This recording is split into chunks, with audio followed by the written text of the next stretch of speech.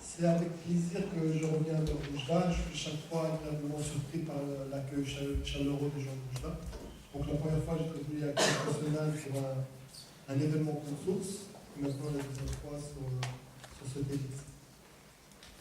Donc le sujet que j'ai choisi de présenter, c'est un sujet qui me tient à cœur, qui est aussi mon métier, mon caractère principal et ma passion, qui est le CEDIC et la bonne gouvernance. Je suis né il y a une quarantaine d'années dans un pays qui est au centre de l'Europe, qui est la Belgique, donc dans un doigt au sud de Bruxelles, 50 km. Donc j'ai fait toute ma carrière là-bas, j'ai commencé les études et je me suis lancé dans l'informatique depuis 1995, puisque j'ai fait toute ma carrière.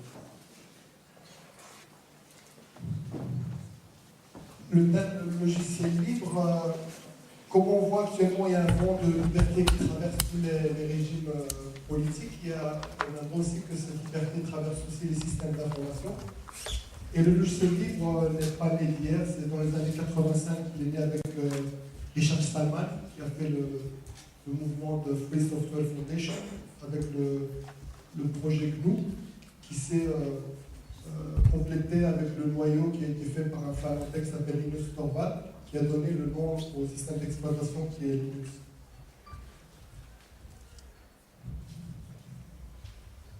C'est quoi un logiciel libre? Un logiciel libre, pour être un logiciel libre, il faut qu'il réponde à 4 libertés, donc, qui est caractéristique du logiciel libre.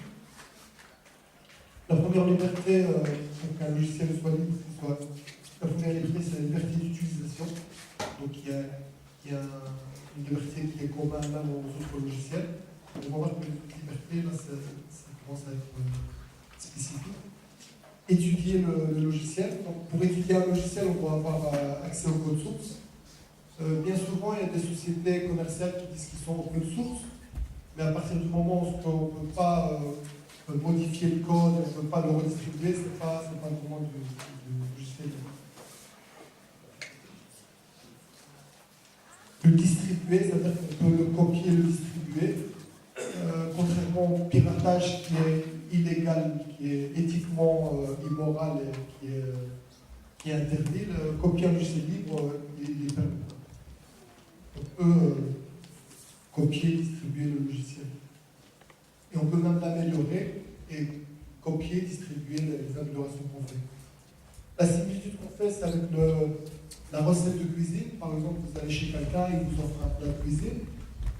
Vous goûtez le plat, il vous plaît. Vous avez accès à son code source qui est sa recette. Grâce à cette recette, vous faites un autre plat que vous améliorez et que vous redistribuez à d'autres personnes. Donc c'est plus ou moins la similitude qu'on se trouve dans le logiciel libre de la recette de cuisine, similitude avec le logiciel libre. L'antinomie du logiciel libre, c'est le logiciel propriétaire, où l'utilisateur accepte le logiciel comme il est, il n'a pas de droit de regard, etc. Il consomme, c'est un consommateur. L'éditeur lui vend le logiciel et l'utilisateur l'utilise sans aucune emprise sur le produit et impuissant face au produit. Tandis que dans le logiciel libre, il y a une sorte de synergie où l'utilisateur est impliqué dans le processus. Le développeur développe le logiciel, il a l'écoute de l'utilisateur qui donne son feedback. Le développeur améliore le logiciel et ensuite le logiciel libre est distribué dans des communautés. Et il y a des éditeurs même de logiciels libres qui font le suivi du produit, etc. Et qui gagnent de l'argent avec le logiciel libre. Donc le logiciel libre, l'open source logiciel libre, c'est surtout un moyen de diffuser le logiciel. Par exemple, un éditeur qui fait un logiciel, il peut soit choisir de faire propriétaire et le diffuser avec du marketing, etc. Mais en faisant de l'open source logiciel libre, son logiciel libre est plus distribué de manière plus rapide. Et il a une renommée mondiale, comme par exemple des tas de logiciels, des éditeurs, comme par exemple OpenERP, ça a été fait par un Belge d'origine. Après quelques années, c'est devenu un produit qui est distribué dans le monde entier avec des 265 partenaires partout dans le monde. L'utilisation de logiciels libres, comme on voit ici, c'est une carte de répartition de l'utilisation de logiciels libres. Ce qui est bizarre, c'est qu'on voit que les pays les plus riches utilisent plus de logiciels libres. libres, alors que c'est le contraire, c'est les pays pauvres qui doivent utiliser plus. On voit ici que la France est le numéro 1 en Europe, les États-Unis, etc., alors que les logiciels propriétaires viennent des États-Unis. On voit qu'au Maroc, il est très peu utilisé. La Tunisie nous devance parce qu'ils ont un secrétariat d'État au logiciel libre, et le Maroc est très en arrière. Il y a eu des initiatives au Maroc, il y a eu une étude qui a été faite en 2007 sur l'utilisation de logiciels libres dans l'administration, dans les entreprises, mais c'est resté au stade d'études et c'est rangé dans un tiroir dans les ministères. Il n'y a pas eu des répercussions, bien de débats sur le logiciel libre. On peut se poser la question comment ça se fait que le logiciel libre est peu connu, alors que c'est une tendance lourde mondiale. Au Maroc et dans beaucoup de pays, il n'est pas connu. Ce qu'on connaît plus, c'est Microsoft. Pourquoi Microsoft est utilisé dans 98% des cas dans les ordinateurs personnels, etc. Pour ça, il y a trois causes. La première cause, que les Français appellent ça le racketiciel, c'est-à-dire quand vous achetez un logiciel, quand vous achetez un ordinateur, on ne vous pose pas la question puisque vous voulez. On vous le donne avec un système d'exploitation qui est Windows. Donc les gens, ils ne vont pas se casser la tête à mettre un autre système parce qu'ils sont obligés de payer pour ce système-là, donc ils l'utilisent. Une deuxième cause aussi, c'est dans les écoles. Dans les écoles, moi j'ai un fils qui a 6 ans, quand je vois ses manuels scolaires informatiques, il n'étudie pas l'informatique. Il étudie l'utilisation des produits Microsoft. Alors que l'éducation doit être neutre, l'éducation étudie un produit commercial. Donc c'est pour ça qu'il est très répandu. Et la troisième cause, c'est la piraterie. On connaît 5 dirhams, 10 dirhams, on a un meilleur logiciel piraté, etc. Alors que le piratage, moralement, éthiquement, éthiquement, c'est pas normal, c'est pas bon, parce que c'est du vol. On peut dire qu'aussi islamiquement, c'est haram, parce que c'est du vol. Donc nous aussi, on combat la piraterie, le piratage. En tant que logiciel libre, copier, distribuer, c'est pas du piratage, c'est permis et c'est conseillé, c'est une manière de distribuer le logiciel.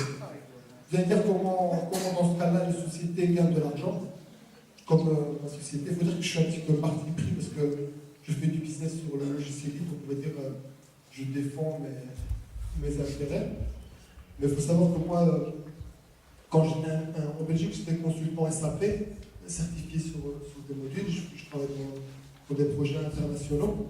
Et un consultant SAP, c'est les mieux payés au monde, donc ils sont les mieux payés. Donc c'est pas le caractère financier qui va pousser vers le mouvement du logiciel libre, c'est surtout les valeurs qui diffusent. Le logiciel libre est basé sur des valeurs de partage, de communauté, qui sont des valeurs dans notre culture même, on a ces valeurs de partage et de communauté. C'est pour ça qu'il y a beaucoup de gens qui adhèrent au logiciel libre par ces valeurs, avec cette répartition de la connaissance, etc. Et c'est pour ça que le mouvement logiciel libre existe et est très répandu. Il y a des pays qui ont compris les enjeux du logiciel libre, comme par exemple la Malaisie. Il y a une anecdote qui veut que Mahathir, l'ancien président de Malaisie, avait demandé à un éditeur qui est très connu pour avoir une réduction sur les licences. Celui-ci lui avait répondu à l'échelle nationale, on peut faire des réductions de quelques dollars par licence. Il a dit votre logiciel, vous pouvez le garder vous-même, mais on va passer toute notre administration en logiciel libre. Donc c'est pour ça qu'ils ont fait une vision stratégique et un plan qui s'appelle Master Plan de 2004 à 2010, et encore actuellement, passer toute l'administration sur le logiciel libre. Donc c'est vraiment, c'est pas l'étude marocaine qui a été mise dans un tiroir, c'est une étude qui a été faite, et après c'est un plan stratégique qui a été mis en place à l'échelle nationale, donc toute la Malaisie. Avec comme but de réduire la fracture numérique, réduire le système de login du vendeur. Système de login du vendeur, ça consiste à vous vendre un logiciel et que vous gardez la dépendance vis-à-vis de l'éditeur. C'est-à-dire qu'ils font le logiciel et vous êtes obligé de faire des mises à jour, etc., aller chez le logiciel, repayer, repasser à la caisse, etc. Avec des formats spécifiques, vos données, vous êtes obligé de le lire avec ce logiciel-là.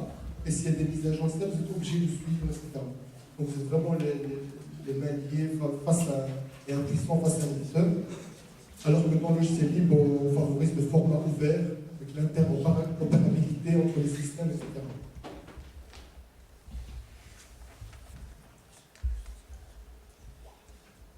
Un autre exemple qui nous vient de la France, comme je dis, qui est le numéro 1 du logiciel libre en Europe.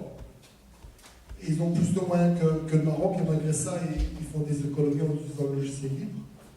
Parce qu'il faut savoir que les pays comme le Maroc et d'autres pays, non seulement on vous vend des licences, et même si vous n'avez pas les moyens pour acheter des logiciels au niveau étatique, on vous fait des prêts à intérêt, comme ça, on est sûr que vous consommez leur technologie. Comme disait Mehdi Majdola, c'est les aides empoisonnées. On vous donne 1 million de dons et d'aides avec les délégations étrangères, d'hommes d'affaires, etc. Ils vous donnent 1 million de dirhams d'aide, de dons d'aide au Maroc. Et à côté, ils signent des contrats de 1 milliard pour faire travailler leur société et les emplois chez eux. Donc la France est un projet au niveau de la gendarmerie française. Depuis 2004, ils ont fait un calcul, ils ont fait une économie de 50 millions d'euros. Donc uniquement au niveau de la gendarmerie. Donc pas monter au niveau d'un État, les économies, c'est une économie d'échelle.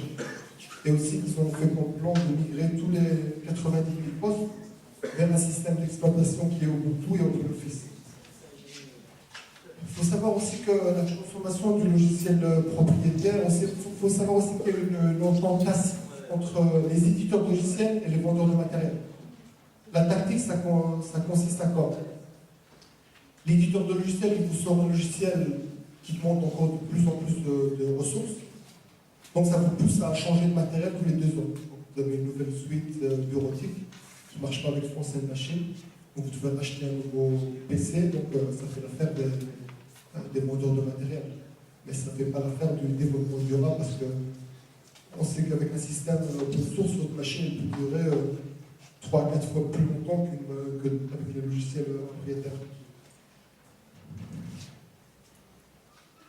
Ce qui est intéressant de voir aussi, c'est l'évolution de la position de Microsoft par rapport au logiciel libre.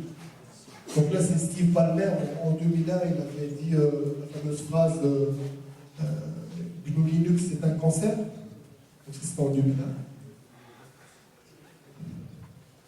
En 2002 aussi, Ahmed Dachami, qui était président de l'Asie du Pacifique, avait dit que mettre la foi dans le logiciel libre, c'est dangereux pour un gouvernement, donc il n'y a pas un business model qui est bon. En 2009, Microsoft livre dans les licences GPL open source 20 000 lignes de code. Mais il faut savoir que les lignes de code qu'il met à disposition, c'est surtout pour garder l'interopérabilité de ces systèmes avec les systèmes Linux qui sont de plus en plus présents dans les serveurs, etc. En 2010, Microsoft est golden partner de la plupart des salons Linux, donc il y a un changement de stratégie. Et dernièrement, il faut savoir que Ahmed Dachami est très orienté Web 2.0. Dans son compte Twitter, il dit je suis au ministère pour le lancement de Maroc numérique. Bonne nouvelle, développement du logiciel libre est une priorité nationale. Donc on attend de voir dans les faits. Donc comme conclusion, le logiciel libre, c'est une opportunité réelle pour le Maroc. Je ne parle pas au niveau technique, parce qu'au niveau technique, on sait que le logiciel libre a fait ses preuves. Le logiciel libre est dans les grands comptes, dans les administrations, etc. Il est utilisé dans des grandes structures. Donc la preuve technique est là. Donc ça marche pas seulement dans les systèmes d'information infrastructure, aussi applicative, dans les ERP, etc. Et je vois les freins, c'est surtout des freins politiques et stratégiques. Parce que le logiciel libre, c'est vraiment l'opportunité pour être des producteurs et non seulement des consommateurs dans la société d'information et de la communication, et être des maîtres et non des esclaves dans la jungle de la mondialisation. Et la meilleure manière de clôturer mon propos, c'est Aya Qur'aniya. Inna Allah la yughayyiru ma biqawmin hatta yughayyiru ma bi anfusihim. Et merci.